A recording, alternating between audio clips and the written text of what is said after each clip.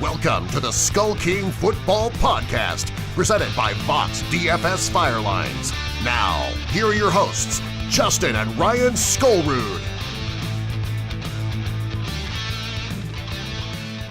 All right, everybody, welcome back to another episode of the Skull King Fantasy Football Podcast. I am your host tonight, Justin Skullrood, doing a solo episode with you guys tonight. And before we get too far into the episode, we do want to ask that you guys subscribe to us and our channel on YouTube and iTunes. Feel free to leave comments there. Rate us as well. That really helps out the show, gets us a little bit more visibility to move up in those iTunes rankings. You can also like us on Instagram, Facebook, and Twitter. Instagram is Skull King Football. Facebook is the Skull King Football as well. And then Twitter, Ryan's Twitter handle is Skull King Ryan. My Twitter handle is Skull King Justin. And so we've got a great episode for you guys tonight. We're going to go over the Thursday night game and the gloriousness that it was the second half, and now ending the drought of the winless streak, games without a win, because they didn't get a tie, but games without a win for Cleveland is now over. A turn of the regime has happened now, but we'll get into that in a second. We'll cover some news and notes, and then get into the rest of the matchups, and then do a little bit of a tidbit on the Monday night game. And so here we go. So getting into the Thursday night game, it was really a tale of two different halves. Sam Darnold kind of played the same throughout and really struggled. Cleveland has had an underrated pass defense. Sam Darnold finished 15 completions on 31 attempts, 2 interceptions, and an interception late in the fourth quarter that really kind of ended the game.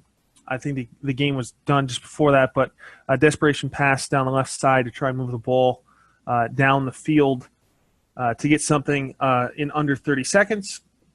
But really, the story for the Jets was that Isaiah Crowell, in his first game back into Cleveland, was previously with Cleveland the last couple of years, did okay in the first half. In terms of yardage, not really that much, but he did get 2 touchdowns. Did get a 15-yard penalty for unsportsmanlike conduct for his wiping his rear end with a football and then throwing it to Cleveland fans. So that automatically drew a 15-yard penalty. But other than that, there wasn't really much in terms of the passing game. The story really for Cleveland was that in the first half, Tyrod Taylor went 4 for 14, got up slow. Really, the offense was rather anemic. Not much. They were slow to the line. They were stacking the box against Carlos Hyde. He couldn't hit the broadside of the barn. He did run for 22 yards, which is what Taylor does, but goes into the blue tent after sustaining an injury. Rumors are that it could have been a concussion, those types of things. But Baker Mayfield comes in, marches the team down the field. The team down the field, and puts the ball in play for a field goal. Browns kicker finally makes a field goal, and they get 3 points before the half. And then in the second half, you saw Baker Mayfield really electrify the Cleveland Browns offense.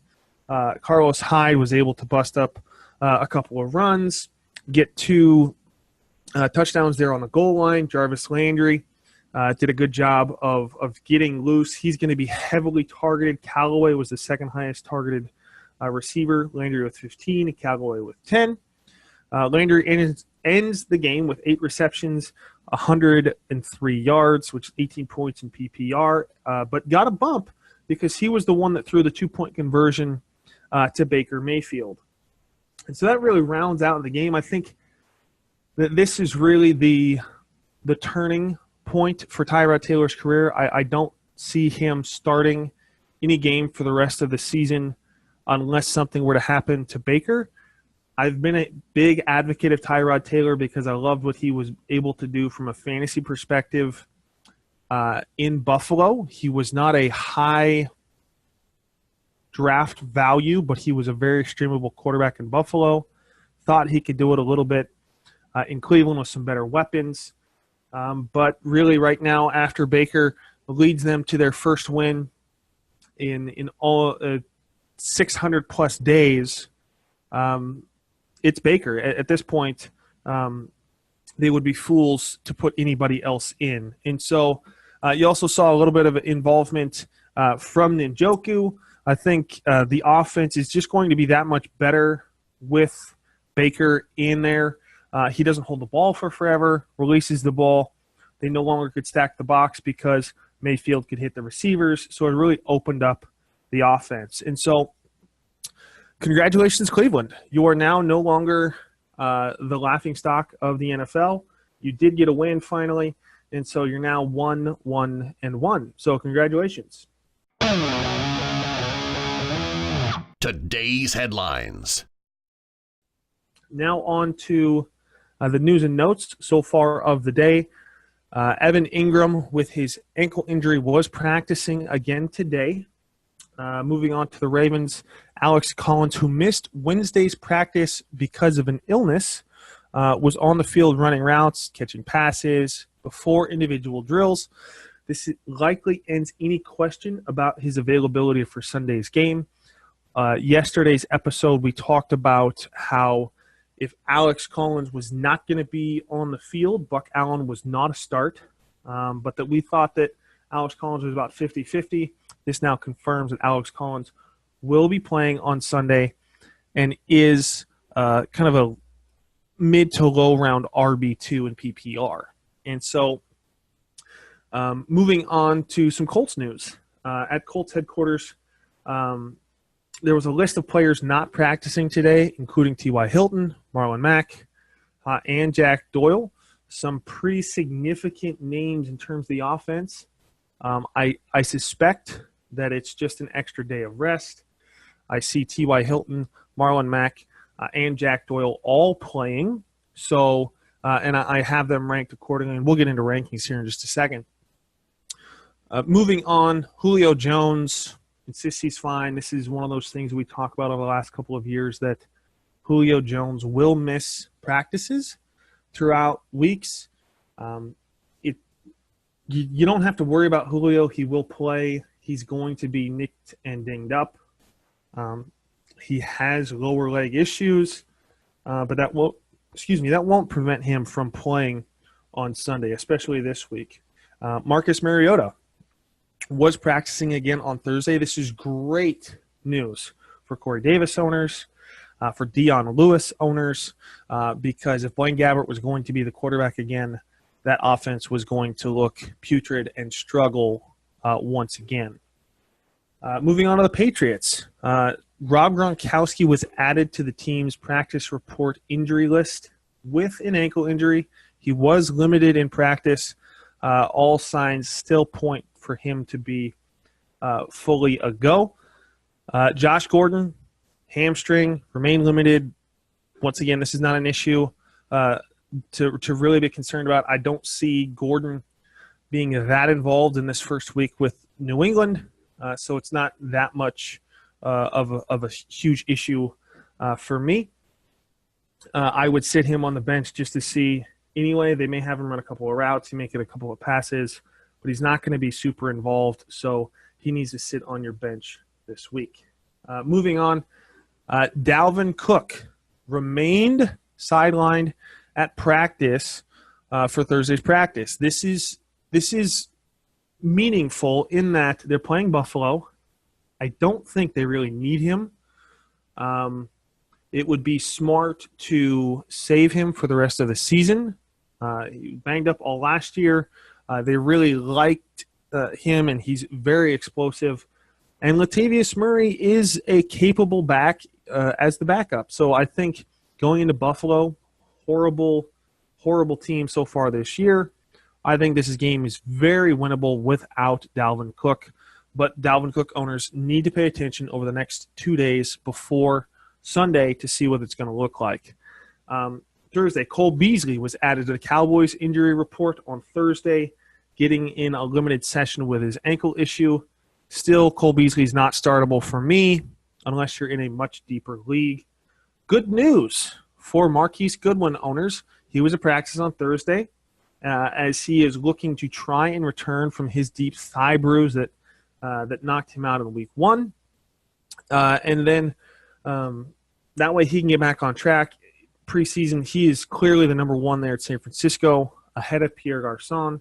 And so when he's back, he will be instantly in your starting lineup. You don't have to worry about what it's going to look like because he has the chemistry there.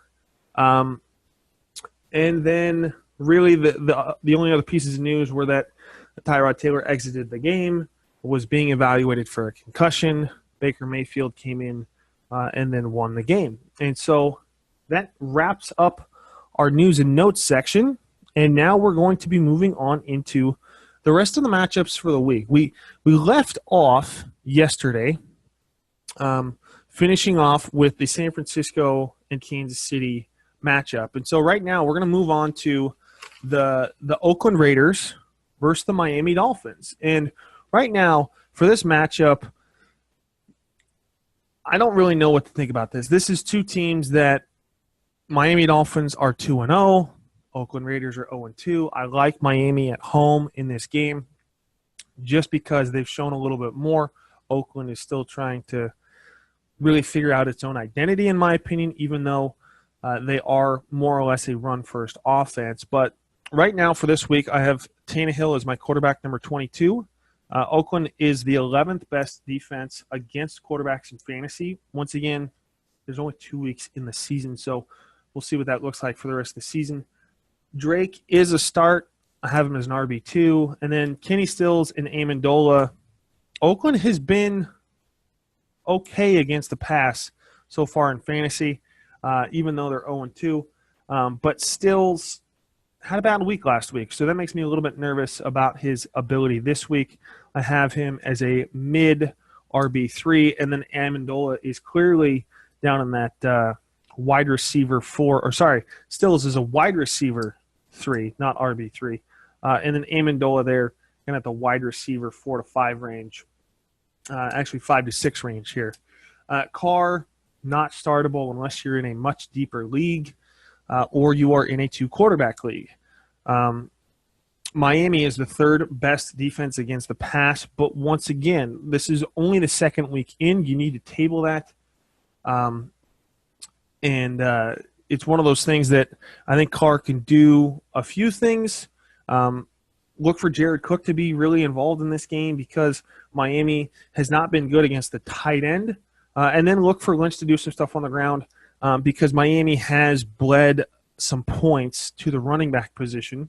So I have Lynch as my running back 17, Cooper and Jordy as my wide receiver 23 and 51 respectively. Miami a little bit underrated in terms of the pass defense. And so I'm not really excited about this game. I don't think it's going to be a high-scoring game. But if I had to pick more or less an MVP for this game, I would probably go with Marshawn Lynch for Oakland and then Kenyon Drake for Miami in this game. And so moving on to the next one. This is Buffalo and Minnesota. This is really the tale of two teams on completely different paths. Buffalo, there's not really a single player on this team that I would feel comfortable starting. Allen is my lowest ranked starting quarterback for the week, obviously going up against a very, very talented Minnesota defense. McCoy, I've dropped now down to running back 41, which is kind of that lower RB3 range. Look, there's not much here for Buffalo. It's in Minnesota, so they're not going to have to deal with weather. But in looking at these two teams, Minnesota's going to roll in this game. It's not even going to be close.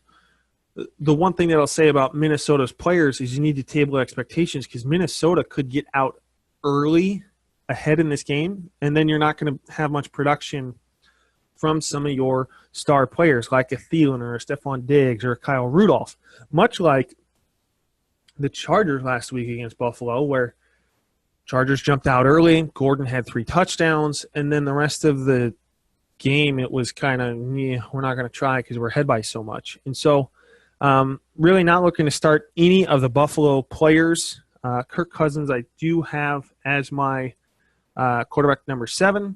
Cook running back 11. And then Murray I have as my running back 23. Now the reason why I have Murray so high, one, is that Dalvin Cook already has missed some practice.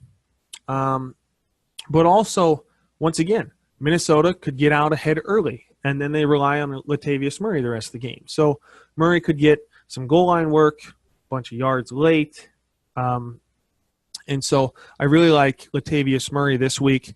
My rankings may change a little bit closer to Sunday, so be sure to visit our website, skullkingfootball.com, to get any sort of updated rankings Saturday and Sunday morning to get the most up-to-date rankings. But moving on to the wide receivers. Thielen and Diggs I really like in this game, but I don't like them for the whole game because, once again, this game's going to be a barn burner early, and I don't expect much in terms of a passing game in the second half. But what I will say is this. They will probably get up early using the passing game. So you're going to see some points out of Thielen and Diggs in the first half. But if you don't have points in the first half for those guys, I would not expect them to get a lot of work in the second half. Yeah, they'll be on the field, but there's going to be a much heavier run balance in this game and be away from the passing game. And you're not going to get what you had against Green Bay, which was a heavily targeted passing game in order to get back into the game. Kyle Rudolph I have as my tight end 7 because I think he can get some great goal line work and be productive there. I think he has a bounce-back week. And so moving on to our next game, which is Indianapolis versus Philadelphia in Carson Wentz's first game back. Now, in this game, I do like Carson Wentz over Andrew Luck. The part that concerns me for this game is probably the running back situation. Now, Ajayi has missed some practice, may not play. It has been indicated earlier in the week Ajayi may miss because of some back problems. I currently have Clement above Ajayi based off of that information. Now, once again, this may change as reports may come out later today on Friday or on Saturday that indicate that Ajayi would play. But I really like Clement in this game. Now, there's a reason he's not the starter, so I would not go crazy and put him into kind of that RB2 slot. I have him just outside of RB2 at number 26. But I really like Aguilar. Aguilar has 8 catches in each of the first 2 games, heavily targeted, clearly the number 1 passing option outside of Ertz. Obviously, those 2 are the 2 guys. Jordan Matthews was signed, but I'm not looking for Jordan Matthews to really be involved all that much this week. I really think that was because Mike Wallace went out with a leg injury, and that's really the only reason. The interesting play is that if Jordan Matthews does play, you're looking at Nelson Aguilar moving away from the slot and to the outside because Jordan Matthews is also a slot receiver for all intents and purposes. So depending on how that shakes out, Nelson Aguilar may now face some tougher competition rather than facing, say, the nickelback or a linebacker from the slot. You're going to see him facing the top 2 corners from the other side. Zach Ertz I like in this game as well. Currently my tight end number 2. On the other side from Indianapolis, Indianapolis has been a pretty solid defense. They've been the 7th against the pass, which is one of the reasons why I have Wentz at 11, a little bit further down than some. Once again, it's his first game back. But I would table those expectations because they played Cincinnati and Washington, not exactly 2 teams that are throwing the ball all over the field. Cincinnati did do that in week 2. with A.J. Green, but not really in week 1. Andrew Luck still is not throwing the deep ball very well.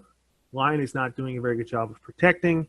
They're not doing very well at the running game. I have Marlon Mack and Wilkins back-to-back at 47 and 48. I don't really expect a lot to come out of the running game in this game against Philadelphia. Philadelphia was exploited in the passing game by Tampa Bay, but I don't see Luck having the Fitzmagic that Fitzpatrick has. So I'm not looking for Luck to have a very good game. That's why I have him as my quarterback 15. If you have other options than Luck, I would start them. I need to see Luck do a little bit more against some better competition before I look to start him against a quality defense like the Eagles. Now, I do have T.Y. Hilton as my wide receiver 15. I think there's the ability to catch one deep pass and flash. So that's something that you always have to put into account with T.Y. Hilton. He could have one catch for 80 yards and a touchdown, which puts you well in the lines of a wide receiver 2, wide receiver 1 in any given week. So you have to respect that, which is why I have him there, because it is a little bit of a wild card. But I don't see him getting 8, 9, 10 catches in this game. And so moving on to tight ends, this is where Luck has really focused in the first 2 games, really throwing a lot to Doyle. And then when he gets down to the red zone, he apparently wants to throw it to Ebron. I have Doyle as my tight end 9 and Ebron as my tight end number 15.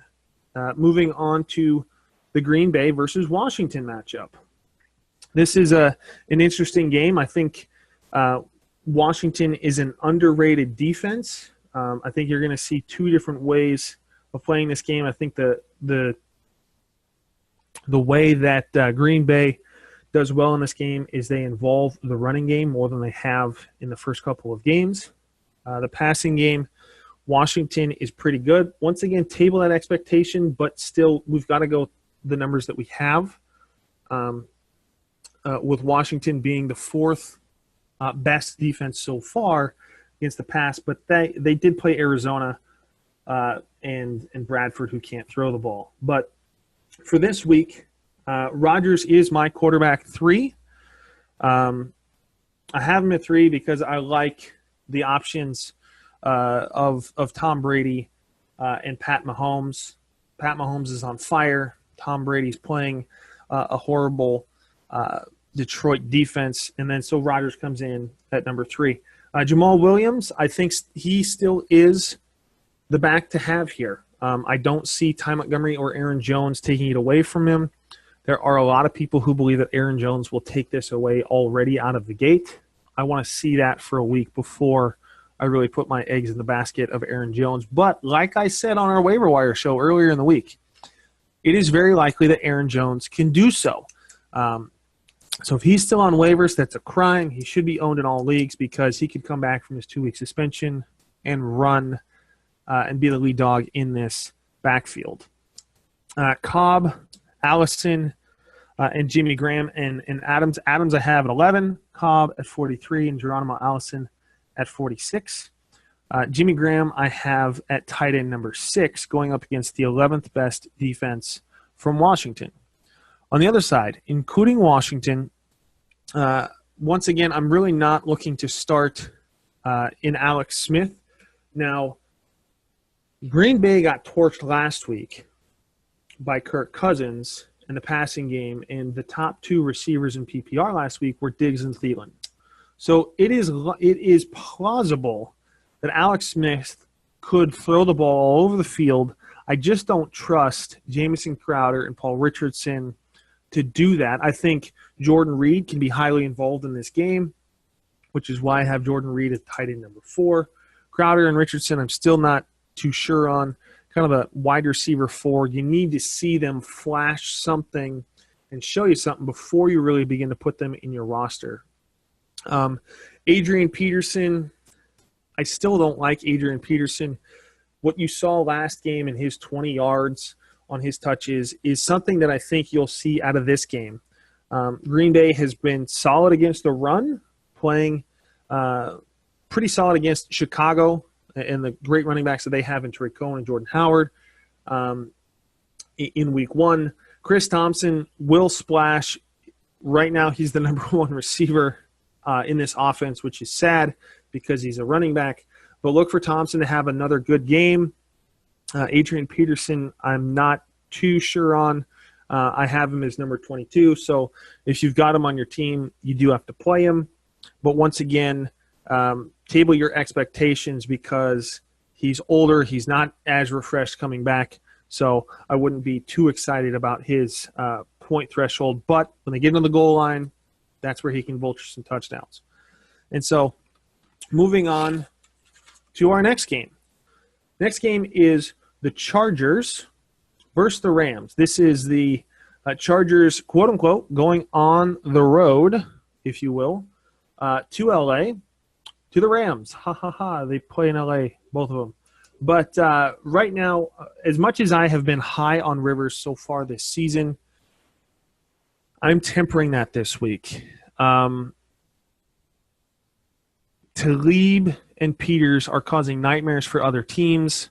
Rivers has been known to be a little bit of a gunslinger and throw the ball into some pretty tight windows, which is why I have Rivers shockingly at 21. This is the best pass defense he's going to face all year. He's lucky he only gets to face them once. But I still like Keenan Allen in this game as my wide receiver 9 because Keenan Allen lines up in the slot a lot. So even though he's going up against the number one pass defense in fantasy, he's not going to be going up against Talib. He's not going to be going up against Peters very often unless they begin to move those two guys around. Mike Williams had a good game last week in catching the touchdown, but I have him as my wide receiver 49, which puts him at that wide receiver 4 range. So he's a flex play possibility with some upside of a touchdown. I just don't see them moving the ball very well in the passing game. Now, Gordon I have as my running back number 4 because of his ability to catch the ball out of the backfield and his ability to run. He's one of those guys that, like a Todd Gurley, you just have to put at the top because he may not get a lot of touches, but he'll score anyway. Case in point, last week, he had less than 80 yards but had 3 touchdowns and was the second overall fantasy-producing running back for the week. Eckler is a surprise pick. I think much like what we talked about in the waiver wire show, I think Eckler can be a very valuable piece in opening up this offense, catching the ball out of the backfield. He can catch it on the wing and not have to deal with trying to run it up the middle through Sue and Donald. And he's not going to be covered by Talib or Peters. And so, yes, there are other quality defensive players on this Rams defense, but those are the major guys you want to try and avoid as they are the top at their positions. Moving on to the Rams, who I think are going to win this game. Jared Goff I have as quarterback 18. Could have some upside and some touchdowns, but I need to see a little bit more from Jared Goff. Todd Gurley, number 2, second highest running back for me this week, only behind Alvin Kamara, and that's because Alvin Kamara is getting so much love in the passing game. And so the wide receivers of Cooks, Woods, and Kupp. Cooks I have as a mid-level wide receiver 2 at number 17, and then Woods and Kupp I have right there in that low wide receiver 2, wide receiver 3 range at 30 for Kupp and 36 for Woods. They are facing the quote-unquote 20th best defensive backs in fantasy football against wide receivers, but I think you need to table that because they played against Kansas City, who threw the ball all over the field. Pat Mahomes is on a tear. San Diego is a quality defensive backfield. I think they had just a bad game. And so I think this is going to be a lower scoring game. I think the Rams are going to win. The Rams are favored in the game. Moving on to the Chicago versus Cardinals game. So Chicago Bears versus the Arizona Cardinals. This is kind of like that Buffalo versus Minnesota game in that there's a lot of guys I like on one side, not a lot of guys I like on the other. Starting with Arizona, I think with Bradford, you could see potentially Josh Rosen appear maybe in this game or next week. I think much like with Cleveland, where there's a little bit of frustration. Now, granted, it was sped up in Cleveland because Tyrod Taylor was evaluated for a concussion, but Bradford has been horrible so far this year. I have him as quarterback 30, not playable. David Johnson is one of those players that I think Chicago is going to stack the box against. David Johnson has not really been utilized for his skill set so far, and I think Arizona needs to do some changes. Now, they've talked about moving him to the slot. I think you just need to get him the ball in space. Sweeps, maybe some screen passes, dump it off to the wing. Those types of things is where David Johnson can get the ball in space and make people miss. He is going up against the best rush defense so far, which is why I have the incredible talent that David Johnson is as my running back 12 this week. Larry Fitzgerald banged up a little bit. Chicago has been beat in the air, and that's how you beat Chicago. So I have Larry Fitzgerald at 19, but once again, he's banged up, so I'm not really putting him in that high wide receiver 2 range, which is where you probably drafted him. And then Ricky Seals-Jones, not playable, tight end 20. On the other side, Trubisky, number 24 for quarterbacks. You're not playing him either. I think one of the things that I have been frustrated myself as a Trey Burton owner is the lack of trust or the lack of chemistry, perhaps, between Trubisky and Trey Burton. Trey Burton I have as my tight end number 10 this week, going up against an exploitable defense. I mean, Arizona is bad on both sides of the ball. So I'm looking for a great game from Jordan Howard because Arizona has gotten down early in games and then teams have just run on them. They faced Adrian Peterson in week 1. They faced Todd Gurley in week 2, and they have just gotten battered over the head. I look for Jordan Howard to have a great game. I look for Tariq Cohen to have an okay game. They're not really using Tariq Cohen as much as they did last year, but I have Tariq Cohen right now as my running back 44, mid running back 4, deeper leagues, potentially a flex play with some upside as Arizona, once again, is really bad. Allen Robinson has been the target machine for Trubisky, so I have him as my wide receiver 25, facing the 11th, quote-unquote 11th best defense against the pass in Arizona. But once again, teams are running all over the field against Arizona, so I would table my expectations of Allen Robinson, but still look for him to get 9 to 13 targets, probably 7 to 8 catches, 80 yards is well within his wheelhouse. I have Chicago winning this game by 7 at minimum, even on the road in Arizona. Moving on to the Dallas Cowboys versus the Seattle Seahawks. This game is really against what I believe are 2 bad teams. Dak Prescott doesn't scare you now that he doesn't have anybody to throw to. And no, Cole Beasley is not a number 1 wide receiver. I thought Michael Gallup would be a little bit more involved. Allen Hurns hasn't really been that involved either. They've been a run-first offense and very, very reliant on Ezekiel Elliott. Now, you've got one of the best running backs in the league, so go with it. I have Elliott as my running back 3, but Seattle has been pretty good against the defense. Pretty good against the run in their defensive scheme. They held Jordan Howard. They did get exploited by the 2 rookies in week 1 in Royce Freeman and Lindsey. But once again, a better running back they were able to hold in Jordan Howard. But Dak Prescott, quarterback 25, not really anybody to throw to. Zeke Elliott, running back number 3. On the other side, I am a little less than impressed with Russell Wilson right now. He's having to force it. He's really the only player on the offense, really, that is of value. Carson has not done or has not followed suit with how he has splashed in the preseason. He was the talk of off-season training camp, but we haven't seen it. It was very suspicious that he didn't play in the second half against Chicago, quote-unquote, winded from special teams play. Carson and Penny, if you're going to beat Dallas, you're probably going to do it on the ground. So, but I just don't trust Carson or Penny. Carson is running back 38, Rashad Penny running back 53. I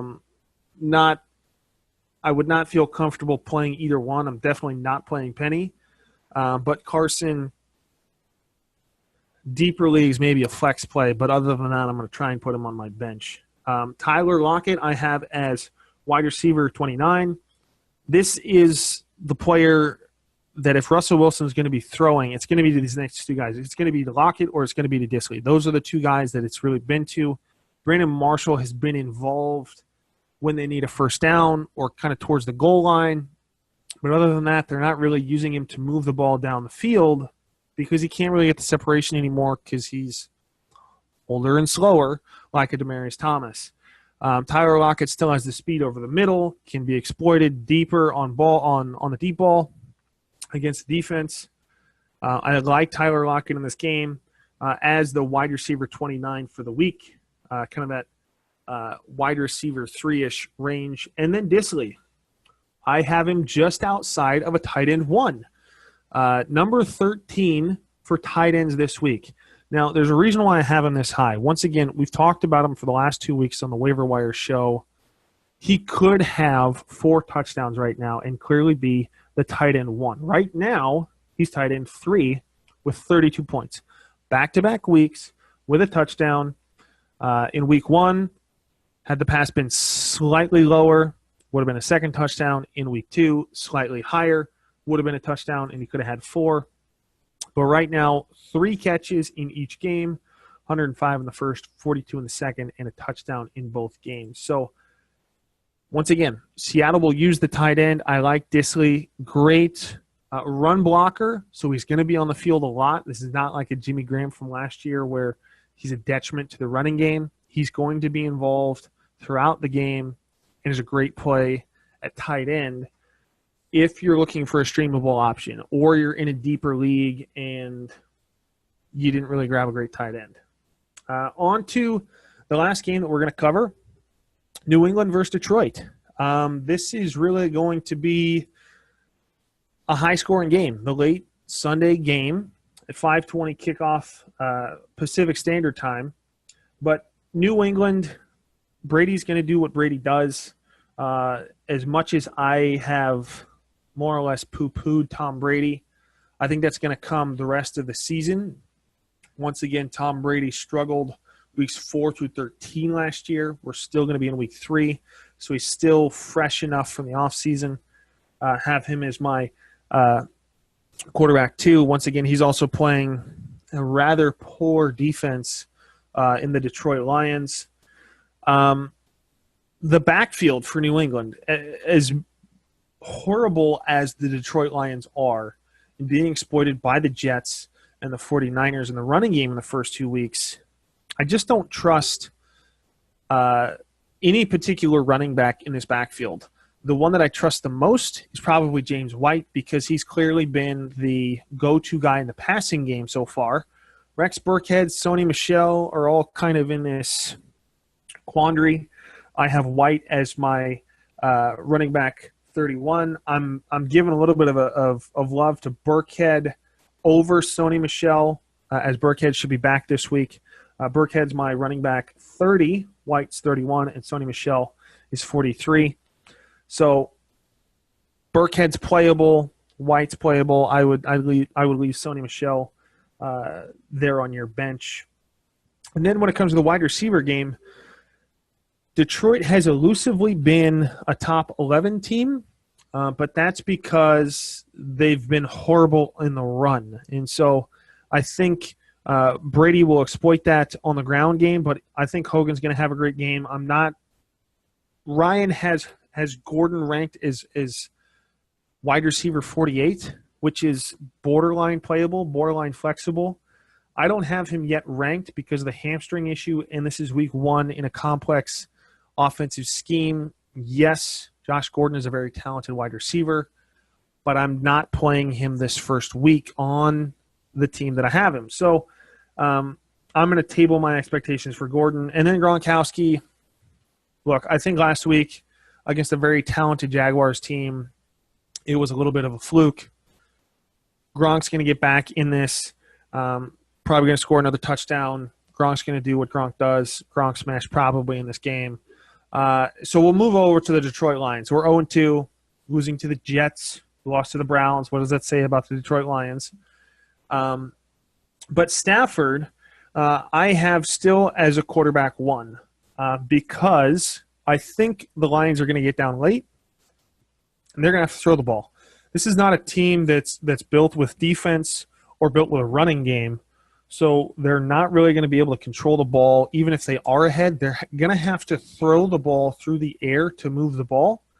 Riddick is a playable running back. He's the only one that I would really be interested in playing this week. He's been involved in the passing game, and in a game where they're going to have to throw even more, could be more involved. I currently have Riddick as a running back 4 because the wide receivers in Tate, Jones, and Galladay are the most involved in this offense, clearly by far. So I love those 3 way more than I like Riddick. I have all 3 Detroit Lions wide receivers in my top 27. Tate I have at 16. Marvin Jones I have at 21. And Galladay I have at 27. Now, I still like Galladay to outscore Marvin Jones, but Marvin Jones still has the name recognition caliber type of receiver, probably has a little bit more chemistry with Matthew Stafford. And Galladay is still a young receiver. So, yes, Galladay has been very involved the last 2 weeks, but I am still going to temper those expectations as much as I love Galladay. Tate 16, Jones 21, Galladay 27 for this week. But I would not be shocked if Galladay outscores the other 2, as he's done already so far this season with his production. And so a little bit of a taste for those of you who have players in the Monday night game, Ben Roethlisberger, Fitzpatrick. Monday night's game, I believe, is going to be the second or third highest scoring game of the week. I think number 1 is going to be the Chiefs game because they're throwing the ball all over the field. I think Garoppolo from San Francisco is going to have a great game. I'm going to put this as the second highest scoring game of the week. Pittsburgh put up a bunch of points against the Chiefs. Tampa Bay has been throwing the ball all over the field. I picked up Fitzpatrick to be my starter this week and sat Phillip Rivers. But I think that's going to be a high scoring game. Any player that you have in that Monday night game, feel comfortable that they're going to score. Antonio Brown, Schuster, Connor, Roethlisberger, Fitzpatrick, Evans, Deshaun Jackson, Chris Godwin, possibly. Obviously, I wouldn't start Peyton Barber if you didn't have to. I'd look for some other options throughout the week. But that really wraps up our show tonight. So I want to thank you guys for listening to the solo show tonight. We'll be back for the first game Monday, where we're going to talk about the Kings and Stings. And the best players so far for the week, and then cover that Monday night matchup a little bit more in depth. Once again, we want to thank you guys for listening, taking the time to hear our thoughts, and believe in what we're providing and the value that we're providing for you guys, kind of letting us into your fantasy football world. We really appreciate and thank you for opening us up to that opportunity. Once again, hit that subscribe button on YouTube and iTunes. Thank you guys for listening, and have a good week. Hey, Skull King Nation, thank you for listening to the Skull King Football Podcast. Did you like this episode? If so, be sure to go to iTunes, Stitcher, Google Play, and YouTube to subscribe. Also, please leave us a rating and reviews to let us know how we can better help you rule your leagues.